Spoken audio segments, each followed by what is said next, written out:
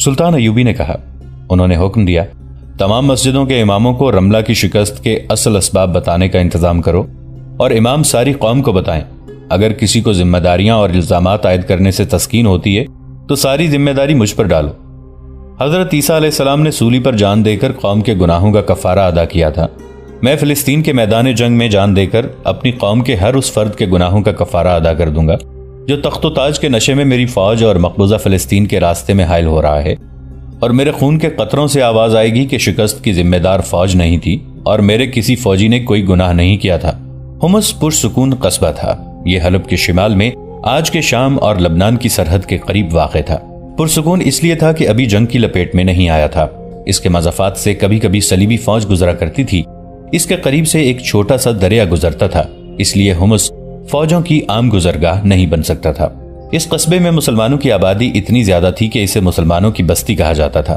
چند ایک گھرانے عیسائیوں کے بھی تھے اور چند ایک یہودیوں کے بھی۔ تجارت عیسائیوں اور یہودیوں کے قبضے میں تھی۔ یہ لوگ دور دور کے علاقوں میں کاروبار کے سلسلے میں جاتے رہتے تھے، اس لیے وہ باہر کی دنیا کی جو خبریں لاتے تھے انہیں سچ سمجھا جاتا تھا۔ وہ صلیبی اور اسلامی فوجوں کی جنگ کی خبریں لایا کرتے تھے۔ ان خبروں میں مسلمانوں کی شکست کا ذکر زیادہ ہوتا تھا۔ صلیبی فوج کے متعلق وہ ڈراؤنی باتیں سنایا کرتے تھے۔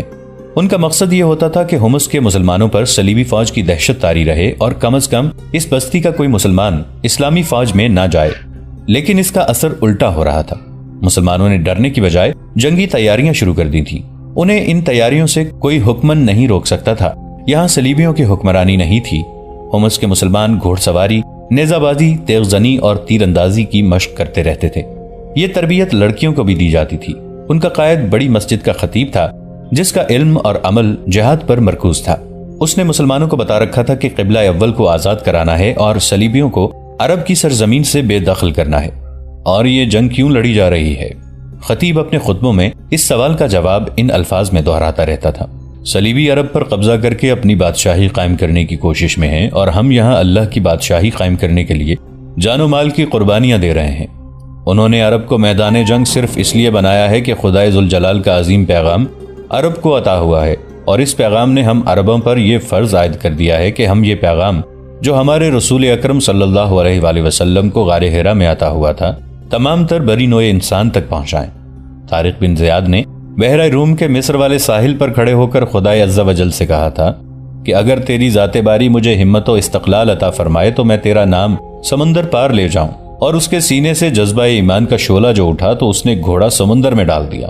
اس کی فوج کشتیوں میں یورپ کے ساحل پر اتری۔ زیاد کے بیٹے طارق نے حکم دیا، کشتیوں کو آگ لگا دو، ہم واپس جانے کے لیے نہیں آئے۔ مگر آج صلیبی اس عزم کے ساتھ اللہ کی اس سرزمین پر آئے ہیں کہ وہ واپس نہیں جائیں گے۔ انہوں نے اس سرزمین کو تہہ تیغ کرنے کا فیصلہ اس لیے کیا ہے کہ خدا کے اس عظیم پیغام کو جو ساری دنیا میں پھیلانے کے لیے رسول اکرم صلی اللہ علیہ وآلہ وسلم کو عطا ہوا تھا یہیں ختم کر دیا جائے۔ یاد رکھو مسلمانوں، اسلام ایک ایسا مذہب ہے جو پتھروں کو موم کر دیتا ہے۔ ہمارے مذہب کے بنیادی اصول انسانوں کی روح میں اتر جاتے ہیں کیونکہ یہ انسانی فطرت کے عین مطابق ہے۔ حقوق العباد ایک ایسا اصول ہے جو صرف اسلام نے انسان کو دیا ہے۔ اسلام ایک نظریہ ہے، صرف عقیدہ نہیں۔ صلیب کے علم بردار جانتے ہیں کہ اسلام کو فروغ کا موقع ملا تو کرۂ ارض پرچم رسالت کے مقدس سائے تلے آ جائے گا اور صلیب کا نام و نشان مٹ جائے گا۔ اسی لیے صلیبی اپنی تمام تر جنگی قوت یہاں لے کر آ گئے ہیں۔ وہ علم و فضل کے اس سرچشمے کو بند کرنے آئے ہیں۔ یہودیوں کے ساتھ ان کا یہ سودا ہوا ہے کہ وہ بیت المقدس کو فتح کر کے ان کے حوالے کر دیں گے تاکہ یہودی مسجد اقصی کو جو ہمارا قبلہ اول ہے ہیکل سلیمانی بنا لیں۔ یہ یہودیوں کا ایک بڑا پرانا خواب ہے جسے وہ عملی شکل میں لانے کو بےتاب ہیں۔ اس کے لیے انہوں نے اپنی بیٹیاں اور اپنی دولت صلیبیوں کے حوالے کر دی ہے۔ ان دونوں چیزوں نے ہماری صفوں میں غدار پیدا کر دیے ہیں۔ میں تم سب تک صلاح الدین ایوبی کا پیغام پہنچا رہا ہوں، اسے اپنے دلوں پر نقش کر لو۔ رسالت کے پاسبان صلاح الدین ایوبی نے اپنی فوج اور قوم کو بتا رکھا ہے کہ یہ دو فوجوں کی نہیں، دو مذہبوں کی جنگ ہے۔ یہ قبلہ اول اور ہیکل سلیمانی کی جنگ ہے۔ اگر ہم نے آج باطل کو ہمیشہ کے لیے ختم نہ کیا تو ایک روز باطل ہمارے مذہب کو ختم کر دے گا۔ ہماری روحیں دیکھیں گی اور تاریخ دیکھے گی کہ فلسطین پر یہودی قابض ہیں اور مسجد اقصی ہیکل سلیمانی میں تبدیل ہو رہی ہے۔ حمص کے مسلمانوں، تم صلاح الدین ایوبی کی فوج کے سپاہی نہیں ہو مگر اللہ کے سپاہی ہو۔ تم پر جہاد فرض کر دیا گیا ہے۔ قرآن کا حکم ہے کہ اپنے وطن اور اپنے مذہب کے دفاع کے لیے گھوڑے اور اسلحہ تیار رکھو اور جہاد کی تیاری میں مصروف رہو، اور یہ بھی یاد رکھو کہ تمہارے مذہب کا دشمن صرف میدان جنگ میں تمہارے خلاف نہیں لڑتا، اس کا ایک اور محاذ بھی ہے، وہ افواہوں کے ذریعے تم پر اپنی فوج کی دہشت اور اسلامی فوج کے خلاف وسوسے پیدا کرتا ہے، سرکردہ افراد کو حسین لڑکیوں اور سونے کی چمک دمک سے اپنا گرویدہ بناتا ہے۔ یہ دونوں چیزیں انسان کی بہت بڑی کمزوری ہیں۔ ان میں جب شراب شامل ہو جاتی ہے تو مسلمان اپنا ایمان اپنے ایمان کے دشمن کے قدموں میں رکھ دیتا ہے۔ ایسا ہو چکا ہے اور ہو رہا ہے۔ صلیبی ہمیں خانہ جنگی میں الجھا کر ہماری جنگی قوت کو کمزور کر چکے ہیں۔ یہ گناہ ان چند ایک امراء کا تھا جو صلیبیوں کے بڑے ہی دلکش جال میں آ گئے تھے، مگر ان کے گناہوں کی سزا قوم اور فوج کو اور سلطنت اسلامیہ کو ملی۔ خانہ جنگی کرانے والے قوم اور فوج کو جذبات میں الجھا کر بھڑکاتے اور مرواتے ہیں، اور خود اپنے محلات میں ان حرموں میں بدمست رہتے ہیں جنہیں صلیبیوں اور یہودیوں نے اپنی لڑکیوں سے رونق دی ہے۔ یاد رکھو، یہ ساری چٹانیں سونا بن جائیں اور تمہارے قدموں میں رکھ دی جائیں تو یہ بھی جہاد کا صلہ اور انعام نہیں بن سکتی۔ جہاد کا انعام روح کو ملا کرتا ہے، روح زر و جواہرات سے خوش نہیں ہوا کرتی۔ جہاد کا انعام خدا کے پاس ہے۔ تم اللہ کی راہ میں جان دے دو گے تو بھی زندہ رہو گے۔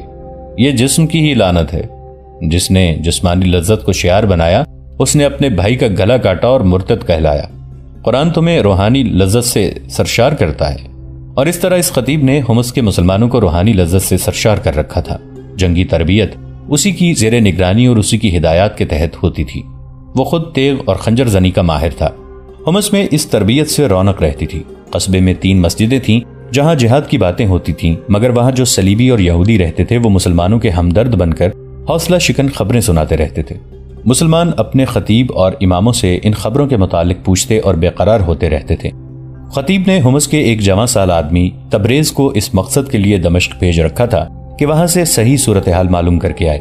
تبریز صحیح صورتحال معلوم کر کے حمص کو واپس جا رہا تھا۔ اسے دمشق تک جانے کی ضرورت نہیں پڑی تھی، راستے میں ہی اس کا کام ہو گیا تھا۔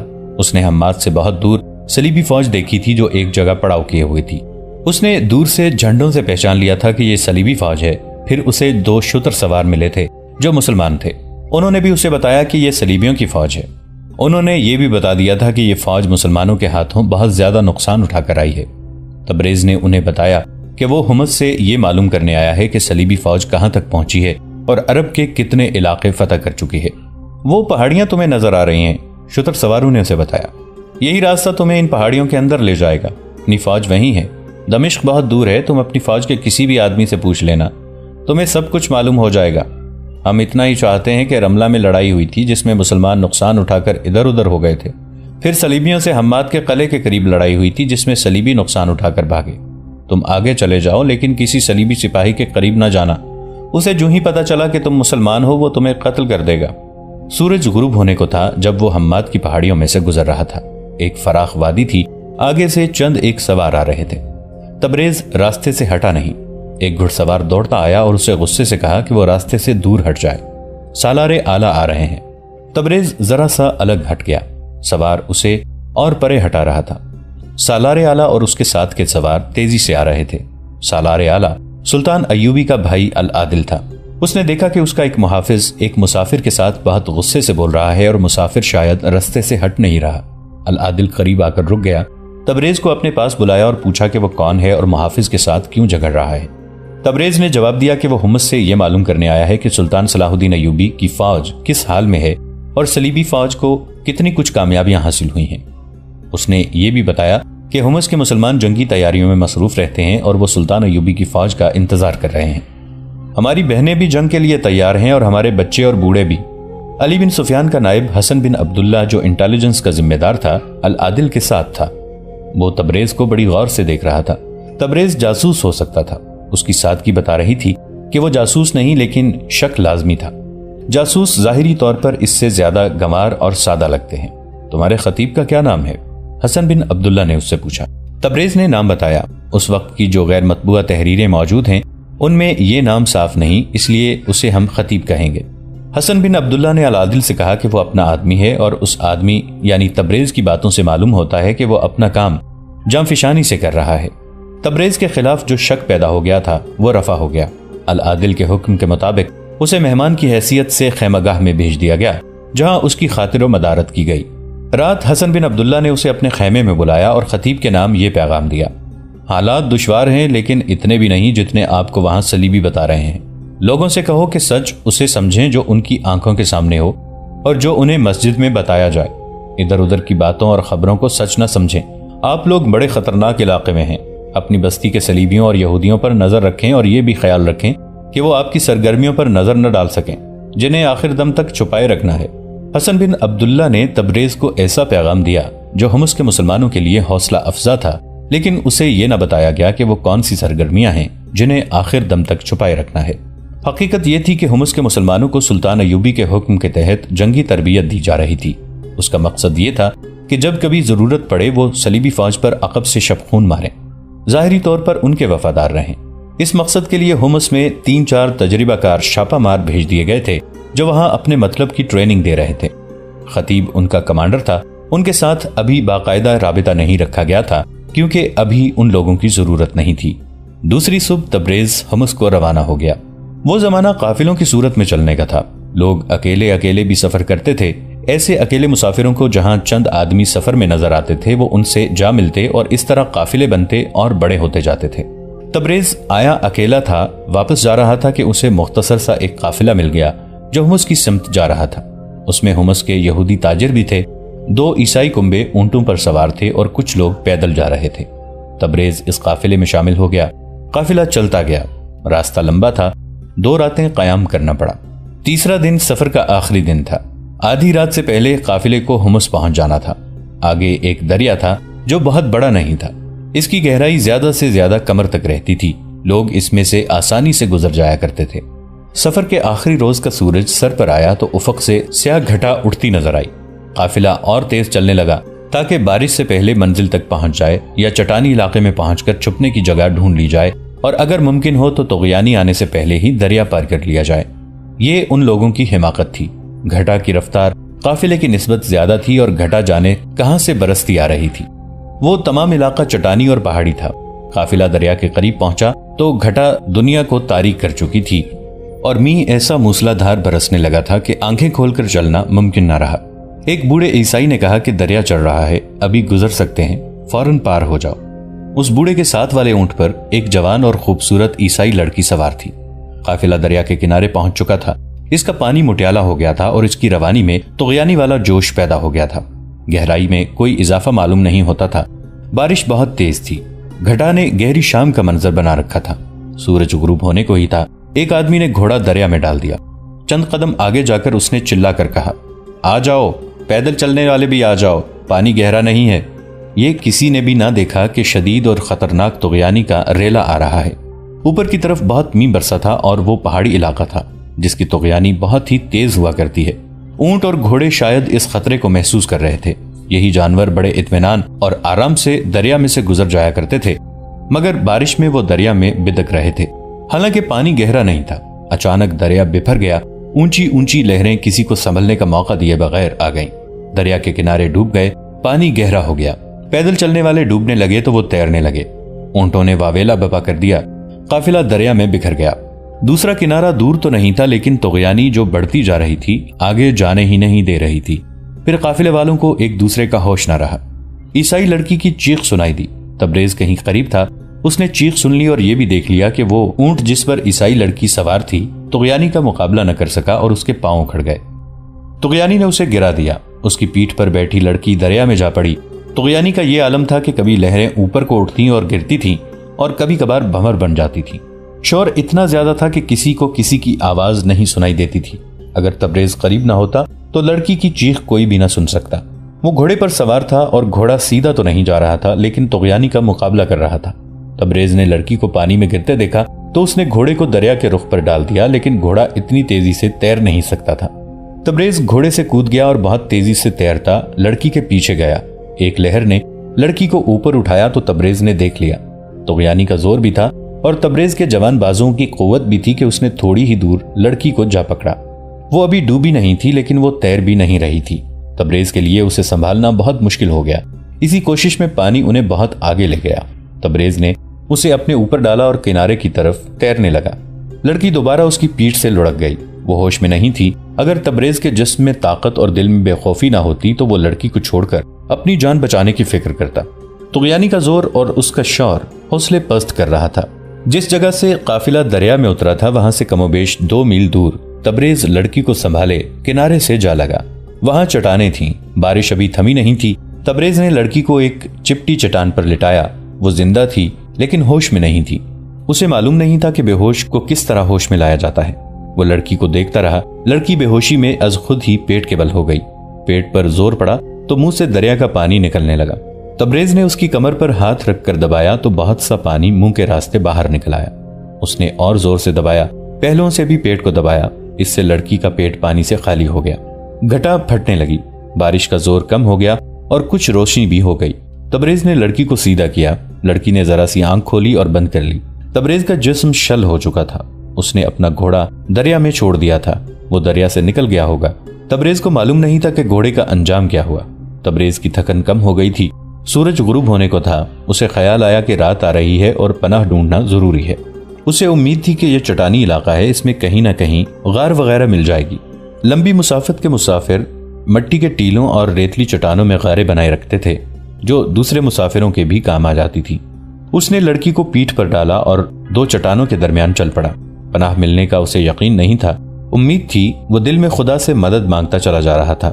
کچھ دیر ادھر ادھر گھومتے پھرتے وہ ایک کشادہ سی جگہ پر پہنچا جہاں ایک چٹان کے ساتھ اسے 3-4 اونٹ کھڑے نظر آئے۔ یہ کسی مسافر کے نہیں ہو سکتے تھے کیونکہ ان پر زینے وغیرہ نہیں تھیں۔ اونٹوں تک گیا تو اسے آواز سنائی دی۔ ادھر دیکھا تو چٹان کے ایک طرف فراخ اور اونچا دہانہ نظر آیا۔ اس میں 13-14 سال عمر کے 2 لڑکے کھڑے تھے۔ وہ دونوں بارش میں دوڑے آئے۔ تم دریا سے نکل کر آئے ہو؟ ایک لڑکے نے پوچھا۔ وہاں آ جاؤ، بہت اچھی جگہ ہے۔ وہ جگہ واقعی بہت اچھی تھی۔ چٹان بھربھری تھی۔ صاف پتہ چلتا تھا کہ مسافروں نے یا قریب کے کہیں رہنے والوں نے اسے کاٹ کاٹ کر کمرہ بنا دیا ہے۔ یہ ایک کشادہ گفا تھی، اندر سے بالکل خشک تھی۔ لڑکوں نے وہاں آگ بھی جلا رکھی تھی۔ تبریز نے لڑکی کو فرش پر ڈال دیا۔ وہ ابھی تک ہوش میں نہیں آئی تھی۔ ایک طرف خشک گھاس اور درختوں کی خشک ٹہنیوں کا ڈھیر پڑا تھا۔ تم یہاں کیا کر رہے ہو؟ تبریز نے لڑکوں سے پوچھا۔ ہمارا گھر دریا کے پار ہے، ایک لڑکے نے جواب دیا۔ ہم کبھی کبھی اونٹوں کو ادھر لے آتے ہیں۔ گھاس تو ادھر بھی بہت ہے لیکن ہم یہاں کھیلنے کے لیے آتے ہیں اور اونٹوں کو بھی چرنے چگنے کے لیے ساتھ لے آتے ہیں۔ ایک جگہ سے دریا چوڑا ہے، وہاں پانی ہمارے گھٹنوں تک ہوتا ہے۔ آج بھی ہم آ گئے اور بارش شروع ہو گئی۔ یہیں آگ جلا کر کھیلتے رہے۔ گھر کس طرح جاؤ گے؟ تبریز نے پوچھا۔ دریا چڑھا ہوا ہے، اس دریا کا زور زیادہ دیر نہیں رہتا، ایک لڑکے نے بڑے اطمینان سے کہا۔ ہم جہاں سے گزرتے ہیں وہاں طغیانی میں خطرہ نہیں ہوتا، پانی پھیل جاتا ہے۔ بارش تھم گئی تھی، سورج غروب ہو رہا تھا۔ لڑکے اپنے اونٹوں کو لے کر چلے گئے۔ تبریز نے ان سے مدد نہ مانگی، یہ بھی نہ سوچا کہ لڑکی کو اٹھا کر ان کے گاؤں چلا جائے۔ لڑکوں کے جانے کے بعد اس نے آگ پر خشک ٹہنیاں پھینکی۔ شعلہ اٹھا تو اس نے اپنا کرتا اتارا جو گلے سے ٹخنوں تک لمبا تھا، اسے آگ پر خشک کرنے لگا۔ وہ دل میں شکر ادا کر رہا تھا، خدا نے اسے ایسی طوفانی بارش میں ان لڑکوں کو آگ جلانے کے لیے بھیج دیا تھا۔ اس دوران لڑکی نے آنکھیں کھول دی۔ اس کے چہرے پر خوف کا تاثر نظر آیا۔ اس نے ادھر ادھر دیکھا، پھر تبریز کو دیکھا تو اس کا منہ دہشت سے کھل گیا۔ تبریز نے اپنا چوغا نما کرتا اتار رکھا تھا اور طغیانی کے مٹیالے اور گدلے پانی نے اس کے بالوں اور چہرے کو خوفناک بنا رکھا تھا۔ ڈرو نہیں، تبریز نے اسے کہا، مجھے پہچانتی نہیں ہو؟ میں تمہارا ہم سفر تھا، مگر تم مسلمان ہو۔ لڑکی اٹھ بیٹھی اور بولی، مجھے تم پر بھروسہ نہیں کرنا چاہیے، مجھے جانے دو۔ جاؤ، تبریز نے کہا، چلی جاؤ۔ وہ اٹھی، اس سے چلا نہیں جا رہا تھا۔ گفا کے باہر ایک قدم رکھا تو باہر تاریک رات کے سوا اور کچھ نظر نہ آیا۔ اندر آگ کی روشنی تھی۔ اس نے گھوم کر تبریز کو دیکھا جو ٹہنیوں کی آگ کی روشنی میں پراسرار سا انسان نظر آ رہا تھا۔ وہ لڑکی کو دیکھتا رہا۔ لڑکی پاؤں پر کھڑی نہ رہ سکی، 1-2 قدم آگے آ کر گر پڑنے کے انداز سے بیٹھ گئی اور بے بسی سے تبریز کو دیکھنے لگی۔ تمہاری نسبت مجھے وہ گھوڑا زیادہ عزیز تھا جسے میں نے دریا میں چھوڑا اور تمہیں ڈوبنے سے بچایا، تبریز نے کہا۔ میری قیمت 20 گھوڑوں سے زیادہ ہے، لڑکی نے نقاہت زدہ آواز میں کہا۔ تم نے مجھ جیسی لڑکی کبھی نہیں دیکھی ہوگی، مجھے ذلیل و خوار کر کے بیچ ڈالو گے۔ تمہیں کون روک سکتا ہے؟ مجھے خدا روک سکتا ہے، تبریز نے کہا، اور خدا نے مجھے روک رکھا ہے۔ یہ ایک معجزہ ہے کہ میں نے تمہیں اس طغیانی سے بچایا ہے جس میں اونٹ اندھا ہو گیا تھا۔ پھر یہ معجزہ نہیں تو اور کیا ہے کہ ہمیں سر پر یہ چھت اور جلتی ہوئی آگ مل گئی۔ میں نے خدا سے مدد مانگی تھی۔ خدا صرف ان کی مدد کرتا ہے جن کی نیت صاف ہوتی ہے۔ یہ آگ 2 لڑکے جلا گئے ہیں، وہ فرشتے تھے۔ میں اپنے مذہب کی روشنی میں بات کر رہا ہوں۔ تم اس لیے ڈرتی ہو کہ تمہارا مذہب باطل ہے، اور تم اس لیے ڈرتی ہو کہ تمہاری نگاہ اپنے جسم پر ہے جو بہت دلکش ہے اور تمہاری نظر میں اپنا چہرہ ہے جو بہت حسین ہے، میری نگاہ میری اپنی روح پر ہے جو تمہارے جسم سے زیادہ دلکش اور تمہارے چہرے سے زیادہ حسین ہے۔ دوستو، آج کے لیے اتنا ہی۔ اسی کہانی کی اگلی قسط کے ساتھ بہت جلد حاضر ہوں گے۔ نیچے کامنٹ سیکشن میں اپنی رائے کا اظہار ضرور کیجیے گا۔ ہمارے اس چینل کو سبسکرائب کر کے نیچے موجود بیل آئیکن کو بھی ضرور کلک کیجیے گا۔ اگلی ملاقات تک کے لیے ہمارا اور آپ کا اللہ نگہبان۔